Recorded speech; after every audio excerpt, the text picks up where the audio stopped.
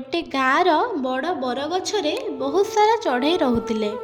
दिने बाई चढ़ई प्रस्ताव देला कि सबुदिन तो आमे माने बाहर खाऊचु, चल आज आमे समस्ते मिसिकी भोजी करिबा। तो भोजी रे कौन आइटम होबो समस्त भितर डिस्कशन चलिला, किंतु शेष रे फाइनल हैला कि मुढ़ी पकोड़ी भोजी हेबो।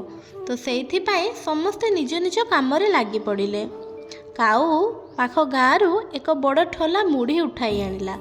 पारा ता थंटरे छोट छोट पियाज एवं कंचा लंका नहीं आसिला। सुआ बगीचारू ताजा धनिया पत्र छिंडाई आनिला। आउ बाई चढ़ई पकोड़ी छाणिबार दायित्व नेला। बाई चढ़ई गछ करड़ी रे छोट चुलीटीए कला एवं गरम गरम पियाज पकोड़ी छाणिला। पकोड़ीर बास्ना पूरा जंगल रे महकी गला। गछ तले एक बड़ पद्मपत्र पकागला। से मुढ़ी ढला हैला। ता उपरे कटा पियाज, कटा लंका, धनिया पत्र एवं गरम गरम पकोड़ी को पकागला एवं शेष रे टिके सरिष तेल पके ताकू भल भाबरे चकटी दिया हैला।